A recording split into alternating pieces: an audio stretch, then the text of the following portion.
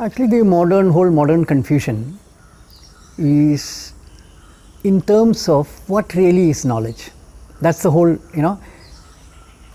and what has actually happened is that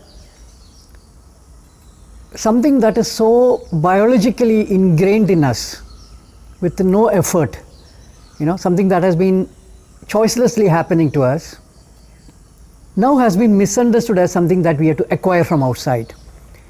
And right from childhood, because of schooling and education and all that, we are being completely moved away from this natural existential system that we are born with. And in fact, the people who are in charge are so completely alienated, and human beings are taken out of their natural beingness. The only way is to clearly understand what is the difference between the difference between how we know actually biologically and what is this knowledge that we are talking about. Because modernity, everybody is trapped in this idea of knowledge which we need to acquire from outside. So somebody will teach you, somebody is already ready-made.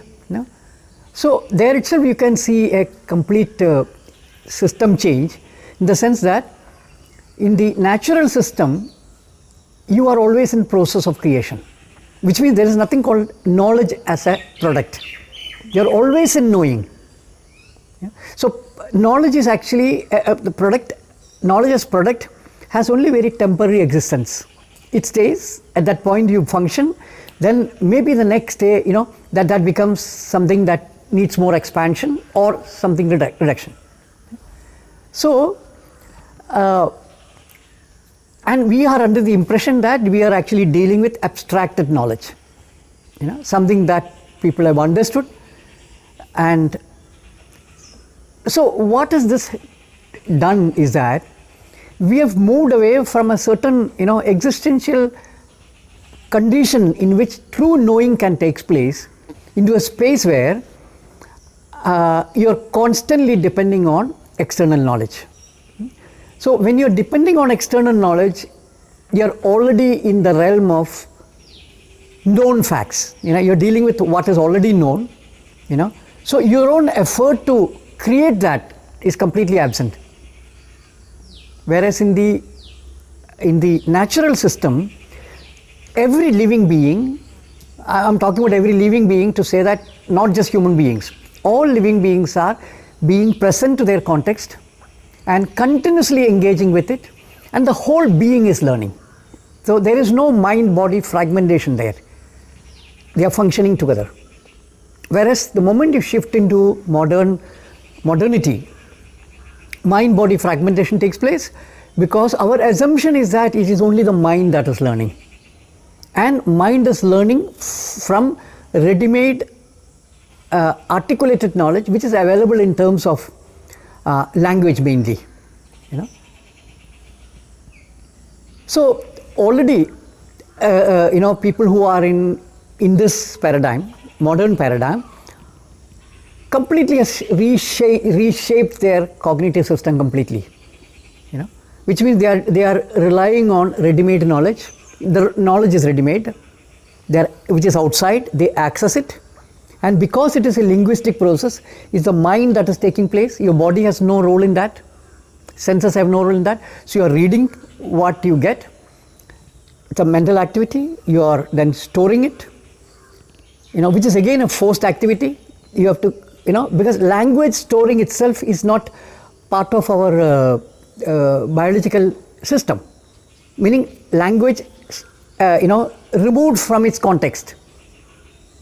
Otherwise, when you, for example, when you say, when you understand the language that illiterate people use or the indigenous community use, every word immediately is connected with a thing. So language doesn't have existence without what it is referring to. Whereas modern knowledge is completely non-referential, in the sense it is created in the mind. You don't know what it actually represents. There's no evidence of that. So it's again a mental activity. So understanding is done through reasoning. And reasoning is now celebrated as the tool, that is rationality comes from reasoning. Your ability to comprehend is done through reasoning, and that is how whole understanding is taking place. Whereas and you assume that you are the one who has created that knowledge, even though it has come from outside. Actually, you don't have any role except analyzing it, organizing it, and storing it, and recalling it when it is required. And then doing little bit of permutation, combination, and assuming that these are new ideas are being generated. So this whole thing is happening at an ideation level, ideated level, imaginary level, non-experiential, out of context. So that is a whole modern system. So the confusion that I think the return to our own, in the natural system will require a clear understanding of what is actually knowledge, which is created by body and mind. How does that get, which is actually implicit, and how do you explicate that? These are the two things, that I think needs a clear exploration. So in that sense, knowing which is happening without your intention, as you are engaging with things, knowing is happening to you. Every activity, when you engage with the real world, implicitly you have to use the principles of science and everything that is called science. For example, when you are climbing a tree or you are lifting something, every time the body is actually using one of the principles of science that now we are talking about what is science. So implicitly the body is already knowing these things as it engages with things. So the primary condition, of course, is that you have to engage with the world, explore the world, engage with it, do things. Then the body is then activating its knowledge of how to function, how to do. So implicitly we know the rules of science or rules of nature. Let's call it the rules of nature. For example, unless we have some internally, implicitly, we have the idea of gravity, we won't be throwing a stone to get a mango down. So of course we don't know whether it is gravity or anything, that nothing theoretical, but the fact that we are throwing a stone to get the mango down means that it is going to come down. So implicitly there is this understanding that the way the world is functioning, the nature is or life is functioning, is constituted of certain rules which are established by life itself, not your rules. And I think another better example would be to talk about, a clear example would be to talk about how without knowing grammar we are able to speak our mother tongue. We learn mother tongue with, we can't even call it learn the mother tongue. We imbibe the mother tongue without any choice because we are in the context of people speaking that and with reference to experience that is happening. So mother tongue is a good example of the word and the world coming together, mind and the body coming together. And what is interesting in this case is that the grammar is implicitly known. That is why we are able to speak very well. At the age of 2, 3, 4, we are able to speak very well. Even later, hardly anybody learns grammar to speak the language. Grammar is already implicit. So this implicit knowledge of grammar is the best example of how effortlessly knowledge gets organized within us. It's actually an organization of knowledge without we doing it. Similarly, every activity an artisan or a farmer or anybody doing is because of a similar learning that is taking place, similar imbibing that has taken place because they are in that context and they have imbibed this and they are functioning,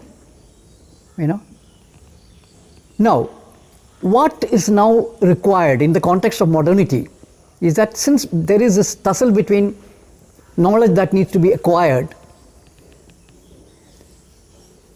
is that how do we, and also I want to say something in the context of this, that I think for most of us, learning grammar must have been the most boring subject that we have learned. When it was taught to us in the 3rd standard, 4th standard, 5th standard, because somehow we were not able to connect the grammar that we implicitly know and the grammar that was being taught to us. There was no connection between that two. So we found it absolutely boring. So in the context of modernity, we should actually explore that how this implicit knowledge of grammar that we already have, how do we, through a process of meta-awareness, we explicate it. In the sense that we become aware of how we are speaking this language. Because actually all our knowledge, all the knowledge that we implicitly create, is this becoming aware of what is happening. So already one layer of awareness is what makes us learn the mother tongue. We are already present, we are aware of what is happening, how certain objects gets the name, how they connect, and how an activity gets turned into a sentence, an event, which is actually happening. That is what turns into a sentence. So already there is a interesting way in which we are imbibing this.